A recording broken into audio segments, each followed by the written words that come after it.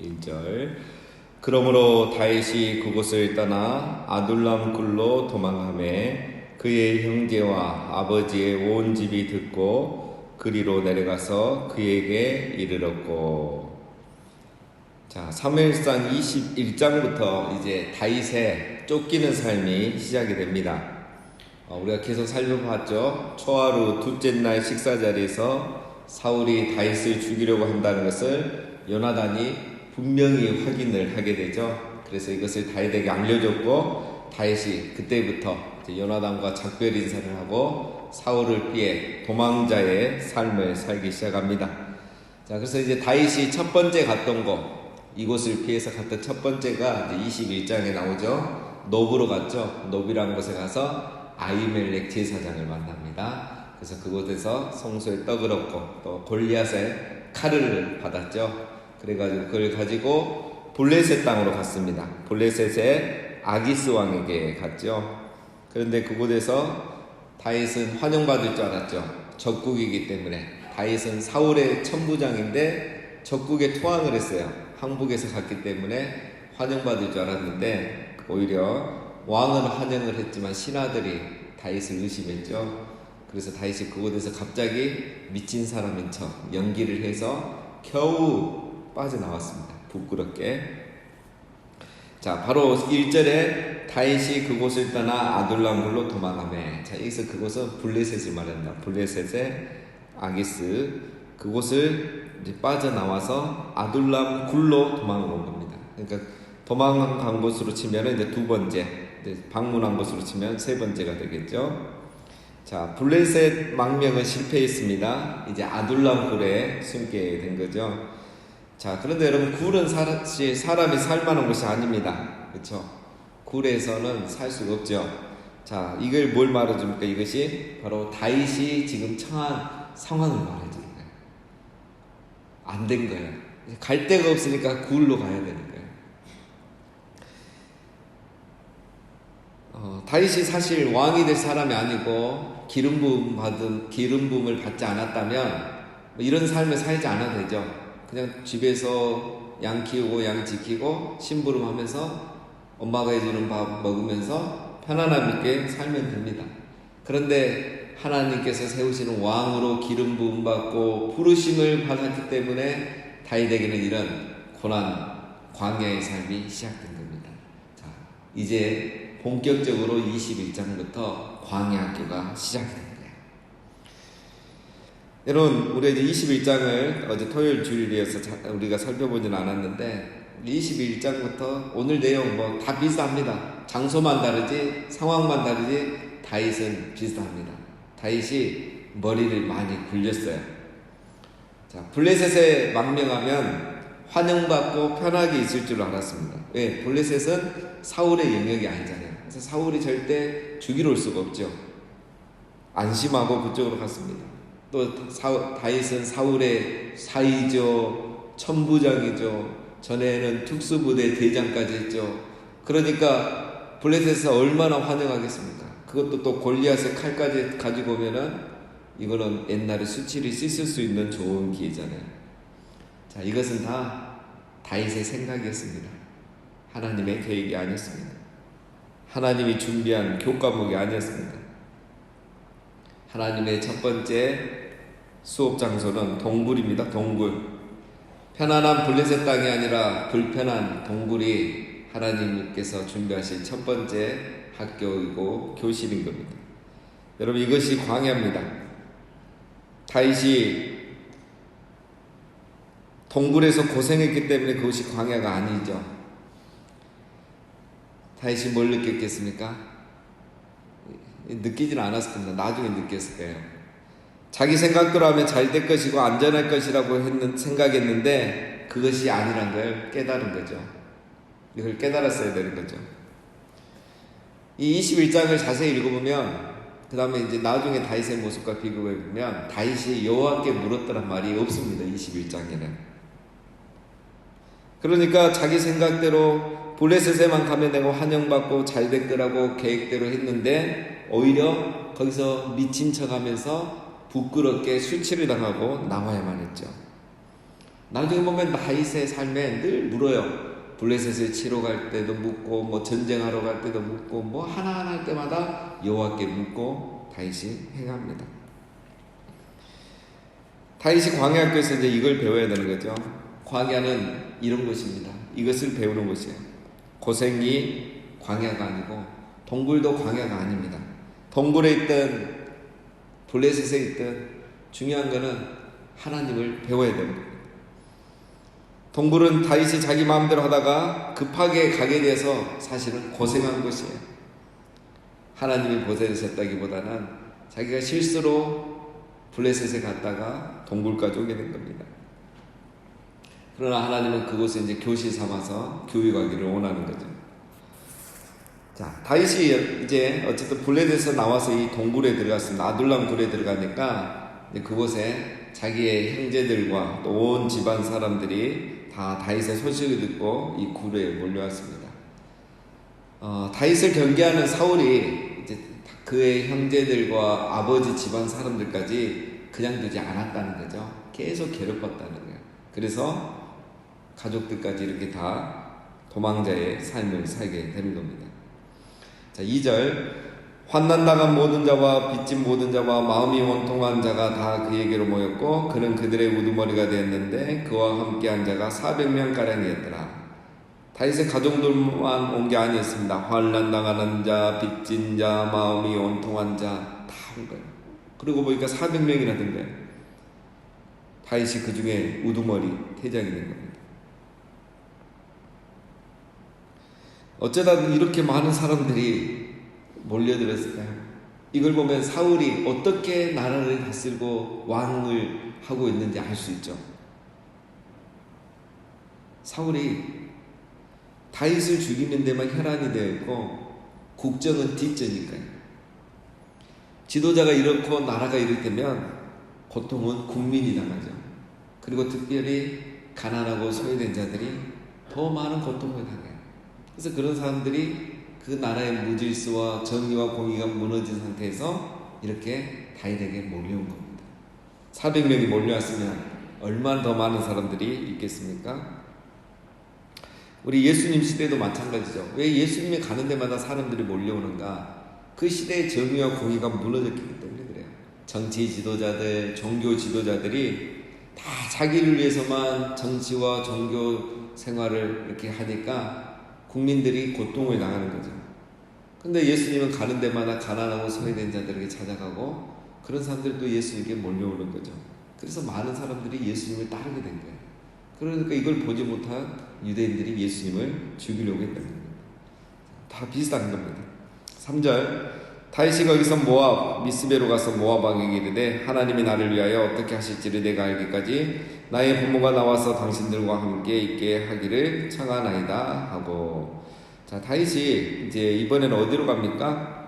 모압 왕에게 가죠. 모압 지역으로 갑니다. 모압은 요단강을 건너서 동쪽, 오늘의 요르단이죠. 자, 다윗이 여기 가서 왕에게 말하죠. 아주 당당합니다. 하나님이 나를 위하여 어떻게 하실지를 내가 알기까지 나의 부모가 나와 당신들과 함께 있게 하기를 청하나이다. 이방 나라인데 굉장히 당당합니다. 블레셋하고는 다르죠. 이유가 두 가지입니다. 첫 번째는 다윗이 이미 좋게 소문이 났어요. 골리앗을 죽이고 또 사울의 사위가 되고 천부장이 됐잖아요. 아직 다윗이 이렇게 도망자가 됐다는 것까지는 소문이 나지 않았겠죠. 그래서 다윗은 주변국에는 이제 사울을 이어 왕이 될 사람으로 그렇게 소문이 나 있습니다. 그렇기 때문에 다윗이 이렇게 당당하게 말한 것이고, 또 하나 더 중요한 게 있죠. 다윗은 그 고조 할머니 룻의 고향이 바로 이 모압입니다. 모압, 자기의 피 속에는 모압의 피가 흐르고 있는 거예요. 그래서 당당하게 이렇게 말하지 않았을까 생각해 볼 수 있습니다. 4절. 부모를 인도하여 모압 왕 앞에 나아갔더니 그들은 다윗이 이곳에 있을 동안에 모압 왕과 함께 있었더라. 자, 이런 이유로 모압 왕도 다윗의 상을 들어줍니다. 안 할 것도 없죠. 군대를 이끌고 온 것도 아니고. 그래서 다윗은 부모와 함께 모압에 머물 수가 있었습니다. 그러나 이것도 다윗의 생각이었을 뿐입니다. 하나님은 다윗에게 이곳을 떠나라고 합니다. 5절. 선지자 가시 다윗에게 이르되 너는 이 요새에 있지 말고 떠나 유다 땅으로 들어가라. 다윗이 떠나 헤렛 숯불에 이르니라. 자, 갑자기 선지자 가시 나옵니다. 배경은 우리가 알 수가 없죠. 자, 선지자가 갑자기 와서 메시지를 전하죠. 모압을 떠나 유대 땅으로 돌아가라. 그래서 다윗이 바로 그 말을 듣고 헤렛 숯불이라는 곳으로, 어딘지를 지금 우리가 알 수 없습니다. 이곳으로 다시 돌아갔습니다. 자, 이 5절을 보면 이제 다윗이 여기서도 자기 생각대로 안 되죠. 블레셋에서는 환영받지 못할 이유가 없었는데 오히려 쫓겨났고, 모압은 혈연 관계가 있기 때문에 환영을 받았어요. 그런데 하나님이 이제는 떠나라는 거예요. 이게 자기 생각과 계획대로 안 되는 거예요. 이게 바로 이제 다윗이 광야 학교 수업을 제대로 받고 있는 겁니다. 여러분, 지금까지 하나님께서 다윗에게 이렇게 말씀을 직접 하신 적은 없죠. 거의 없죠. 사무엘을 통해서 했고. 자, 그런데 이제 이 순간부터는 하나님이 다윗에게 직접 말씀하십니다. 선지자를 통해서도 하시고 또 다윗에게 직접 하시죠. 이것이 바로 이제 하나님께서 다윗을 훈련시키기 시작했다는 거예요. 하나님께서 직접 다윗을 다루기 시작하는 거예요. 그래서 여러분, 이 광야 학교에서 우리가 받아야 될 수업 중에 정말 중요한 게 한 가지가 하나님의 음성을 듣는 삶입니다. 우리 예수 연구단 지금 BDTS 배우는 분들이 이걸 제일 많이 배웁니다. 하나님의 음성 듣는다고 해서 우리가 말하는 것처럼 환청을 듣는 걸 말하는 게 아니라, 우리로 말하면 하나님의 음성을 분별하는 법, 하나님의 뜻을 분별하는 법을 이제 또 훈련 받는 거예요. 이것이 안 되면 안 되는 거죠.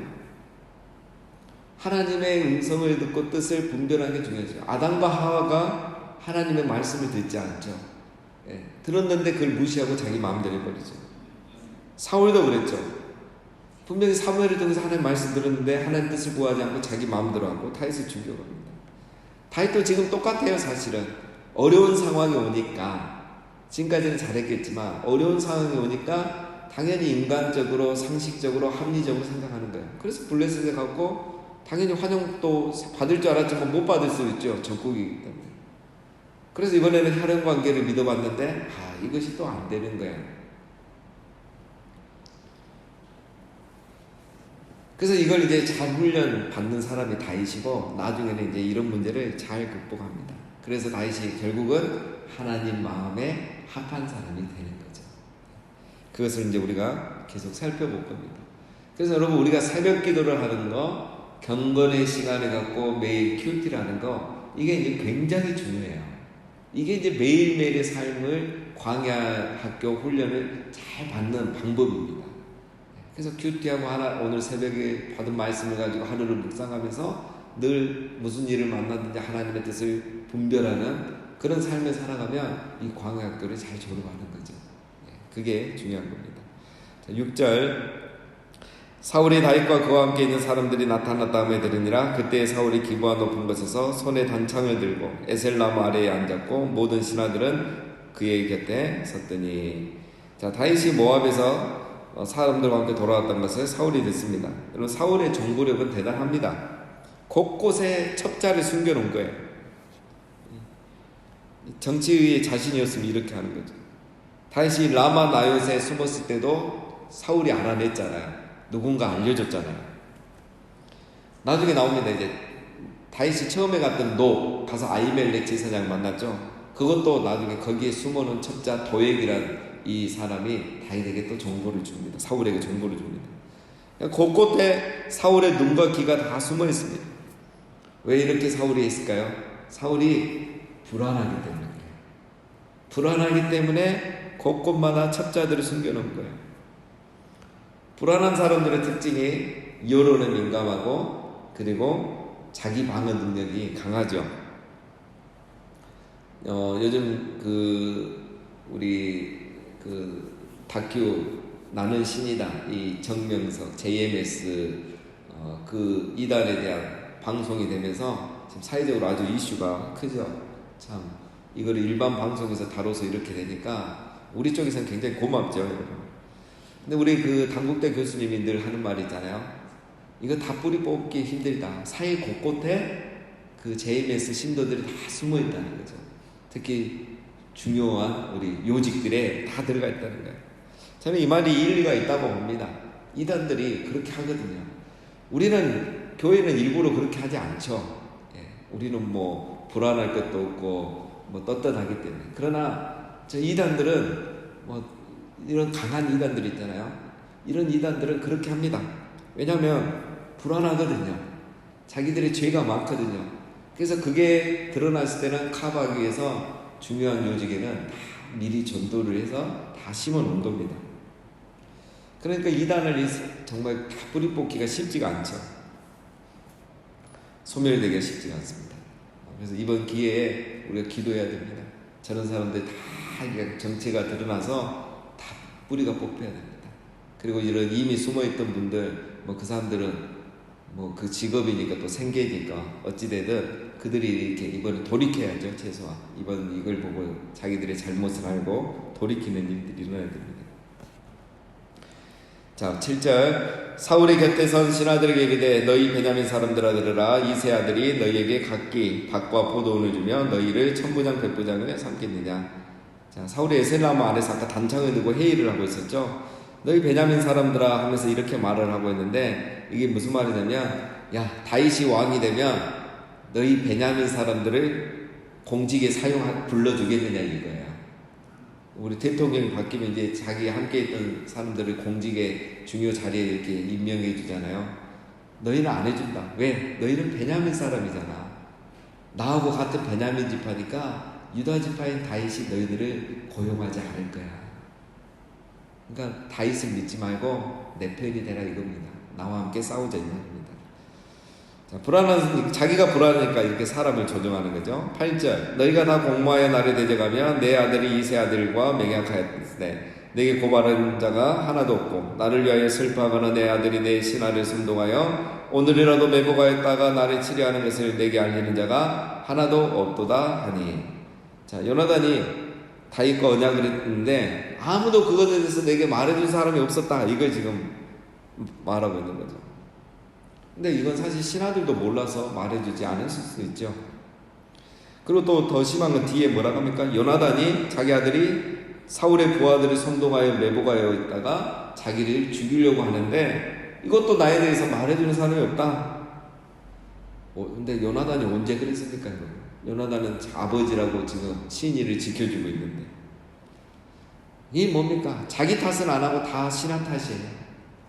나에게 알려주는 사람이 없기 때문에 내가 지금 이렇게 불안하고 이 고생하는 거 아니냐. 다윗을 못 잡고 있는 거 아니냐.